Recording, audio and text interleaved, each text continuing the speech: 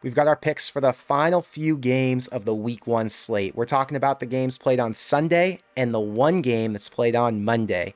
Jake, we're going to start this one off with a Sunday game. It's Oregon State at San Jose State plus 16.5. And what are you thinking here?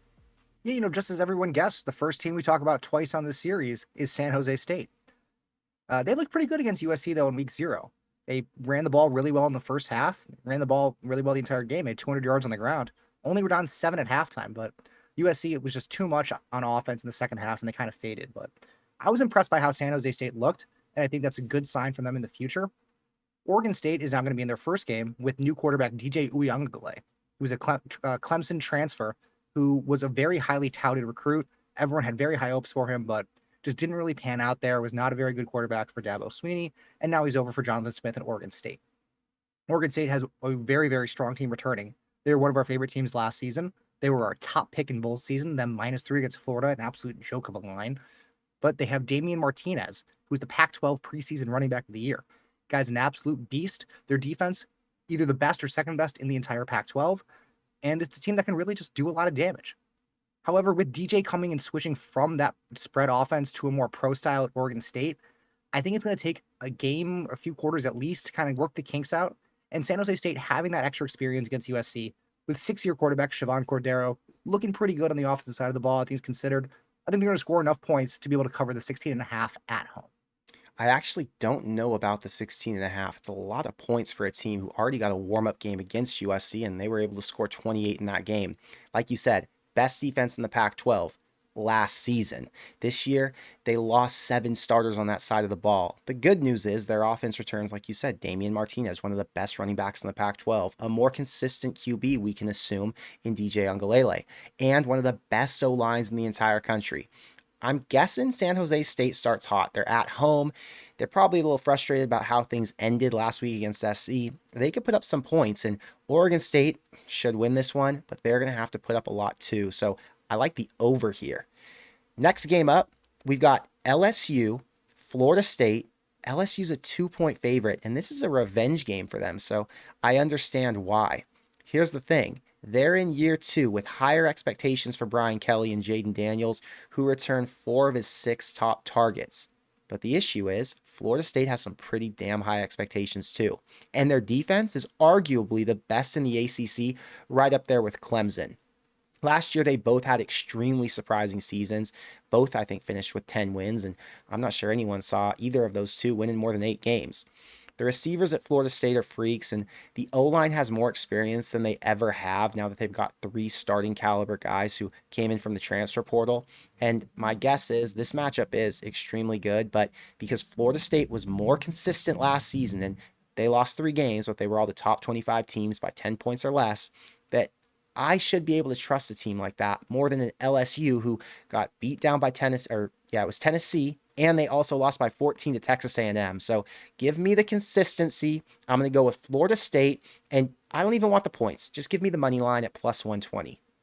Last year, one of our biggest theses of the entire college football season was to take the teams that had the best transfer portal classes. We said these were guys who were ready to come in and contribute right away. They know what they're doing. They're not like freshman recruiting classes where it take 2 or 3 years for them to really pan out. Florida State this season, the #1 transfer portal class in the entire country, even better than Colorado's. Mike Norvell in his 3rd season, offense is moving. Jordan Travis stepped up a lot last season. I like Florida State in this game too. You like the spread or the money line? I would take either. I would probably lean towards the spread because this could be a very competitive game that goes to overtime. And with the new rules, if it gets to triple overtime, it's just a 2-point conversion shootout. So if it gets to that point, the 2 automatically pushes or wins. So I'll take a little bit of protection for that. The beauty is, if you're betting on BroThrow, which I know you are, you don't have to pay a vig on the spread. So you're getting plus 100, which is even odds. Bet $20, win $20. And on the money line, you're getting better odds than you would on a sports book. Same goes for the total. You get even money odds on all totals. So if you want to sign up for BroThrow from any state in the US, just click the link in the description below. It's free to sign up. You can test it out. I make all my picks there, and it's been really good so far for me. Next game up, we've got Duke and Clemson. This is a home game at night for Duke on Monday night to close out week 1. They're getting 13.5 points. Who do you like? Yeah, Duke was one of the more surprising teams in the country last season. New coach Mike Elko comes in, and just goes 9-4 in his first season at Duke, a notoriously strong football school. Riley Leonard had one of the better seasons in the country for quarterbacks, and he returns. Duke went 6-0 against the spread at home last season and 5-1 as an underdog against the spread. Those are all factors that, might make someone lean towards Duke, but I'm going to go with Clemson in this situation. They bring in new offensive coordinator Garrett Riley, who's the TCU offensive coordinator from last season. His offense only made it to the national championship game, and his brother, USC head coach Lincoln Riley, pretty successful at what he does too. They're a smart football family, and I think the offense is going to be much improved now that Cade Klubnik has an entire offseason taking all the number one reps. I don't think Duke is going to be able to keep up pace with Clemson because Clemson's defense is just insanely strong. And I think that Dabo is going to want to come out and make a statement after a couple years of subpar play for them and really want to make a statement on this primetime game where he's the only game in town. I'm taking Clemson minus 13.5 on the road. I liked Duke when I first looked at this. At home, at night, season opening game. You're getting almost 2 touchdowns. They return 18 starters from a team who won 9 games, and they've got plenty of motivation. But I've bet against Clemson in this spot before, and I've paid for it. Not going to do that again. I'm not taking anything here. I trust Clemson a lot more than I trust Duke, and that's why I'm going to lay off. But I still think Duke has potential to play spoiler. It's just more likely that Cade Klubnik gets it figured out pretty quick. The last game is Northwestern at Rutgers. It's a 9 a.m. game for me in California. So the first game to watch on Sunday. And Rutgers is having to give 6.5 points at home. And they should be. This matchup is trash. You've got the second worst team in the East versus the worst team in the West. Northwestern won a single game all last year. This Northwestern coach, the new guy who came in from North Dakota State, former defensive coordinator, was appointed head coach after everything happened with Fitz.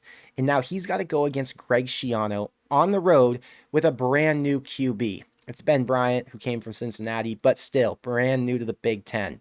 Rutgers' defense last year was pretty good, and they returned 8 starters on that side. And my guess is Northwestern isn't going to be able to get their offense together since they only return 5 starters, and they lost their 2 best linemen and their number 1 running back. And keep in mind, this is a team who's known to run the football. This total's low for a reason. It's at 39.5. And since we're talking about an early season Big Ten game with 2 teams that don't have much offense, I'm going to take the total under 39.5. Yeah, you could just assume this year for any Northwestern game, I'm going to be fading them. I think 1 win is even asking for a lot for this team. Getting rid of Pat Fitzgerald, who is by far their number 1 asset. I just don't see a lot of good things happening for Northwestern. I think they handle the situation from at least a football perspective the wrong way. And I think their program is due for a big, big fall. The next couple of years, if you're a Northwestern fan, not going to be fun. I would take Rutgers minus 6.5. I would take the under. Just kind of any angle that assumes it's going to be like a Rutgers 21, 27-0 type game, I'm in for. Geez, I think maybe we're looking at a 17-7. I've seen that plenty of times in Northwestern games, but who knows? I just know I like the under overall. All right, if you guys are new here, make sure you hit the subscribe button. We're coming to you every single week of the college football season with plenty of picks, and we're tracking them. So if you go to the description box below, you can see our records and you can see our picks for this video. But Jake, thanks for the picks, and I'll see you in the next one. We'll see you in week 2. Take care.